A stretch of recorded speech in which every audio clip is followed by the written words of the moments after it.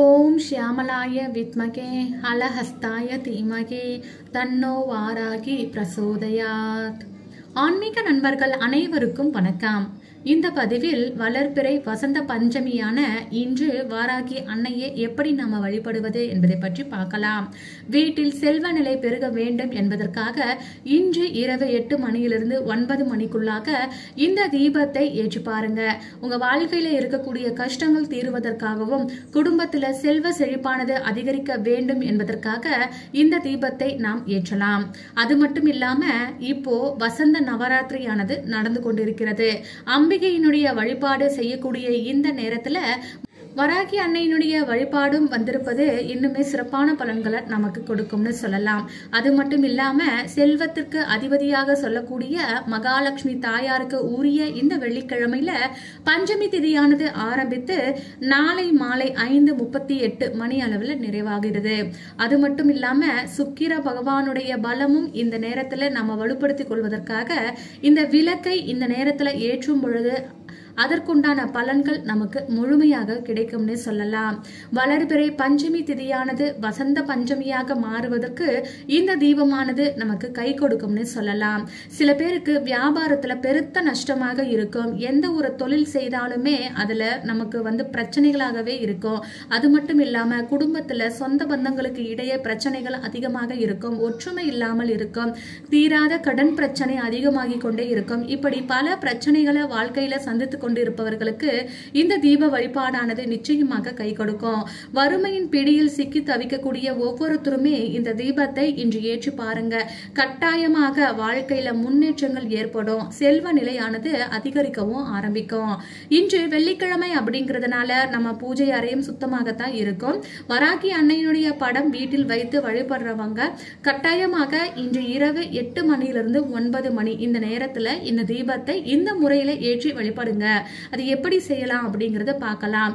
பொதுவாகவே வராகி அம்மனுக்கு உரிய நிறம்னா சிவப்பு நிறம். சிவப்பு நிறத்துல நீங்க பூக்கள் சார்த்தி அம்மனுக்கு வழிபாடு செய்யலாம். வராகி அம்மனுடைய படம் இல்லையா, வீட்டுல 5 முக விளக்கு இருக்கும் இல்லையா, அதை வைத்து நீங்க வராகி அம்மனாகவே பாவித்து அந்த தீபத்தை ஏற்றி அந்த சுடரில் நம்ம வாராகி அம்மனை ஆவாகனம் செய்யலாம். சிலை வைத்து வழிபாடு செய்யறவங்க இன்று அபிஷேகம் செய்யலாம். அப்படி இன்று தவற விட்டாலும் நாளை காலை பிரம்ம முகூர்த்த நேரத்துல அபிஷேகம் செய்து அன்னையை நீங்க மனதார வழிபாடுகளை செய்யலாம். நாளை மாலை 5:38 மணி வரைக்குமே இந்த திதியானது இருக்கிறது அப்படிங்கறதுனால இன்றிலிருந்தே நாளை வரைக்குமே நீங்க இந்த வழிபாடுகளை செய்யலாம். இரவு நேர வழிபாடு வராகி அன்னைக்கு ரொம்ப ரொம்ப முக்கியமான ஒரு வழிபாடு. இப்போ வீட்டில் இருக்கக்கூடிய வராகி அன்னையினுடைய திருவுருவ படத்திற்கு அழகாக துடைத்து மஞ்சள் குங்குமம் பொட்டு வைத்து நீங்க தயார் செய்து வச்சுக்கோங்க. அதற்கு பிறகு அன்னைக்கு 5 அகல் விளக்கை வாங்கி நீங்க தீபம் ஏற்றலாம். அப்படி இல்லை என்றாலும் நீங்க ஒரே ஒரு விளக்கு வைத்து அதுல நெய் தீபம் ஏற்ற வேண்டும். 5 முகம் கொண்டு தீபம் ஏற்றினால் அதுல கொஞ்சமா நெய் ஊற்றி நீங்க தீபம் ஏற்றலாம்.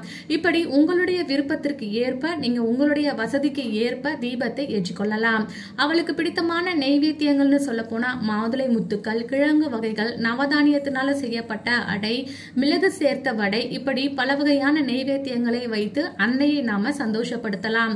செல்வ வளத்தை பெருக்கிக் கொள்வதற்காக வராகி அன்னைக்கு இரவு 8 மணிக்கு நீங்க ஏற்றக்கூடிய தீபமானதுன்னு பாத்தீங்கன்னா சுக்கிர ஓரையில இந்த நேரத்துல நம்ம இந்த தீபத்தை ஏற்றும் பொழுது மகாலட்சுமியினுடைய கடைக்கண் பார்வையும் நம் மீது படுவதோடு இல்லாம சுக்கிர பகவானுடைய பலமானது நமக்கு அதிகரிக்கவும் செய்யும்.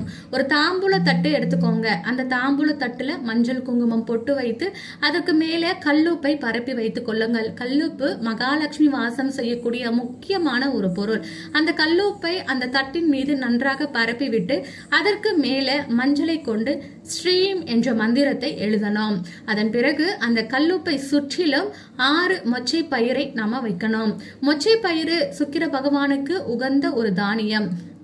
இப்போ அந்த ஸ்ரீம் என்ற மந்திர வார்த்தைக்கு மேல ஒரு அகல் விளக்கு வைத்துக்கோங்க. அதுலயும் மஞ்சள் குங்குமம் பொட்டு எல்லாமே வைத்து தயார் நிலையில வச்சுக்கோங்க.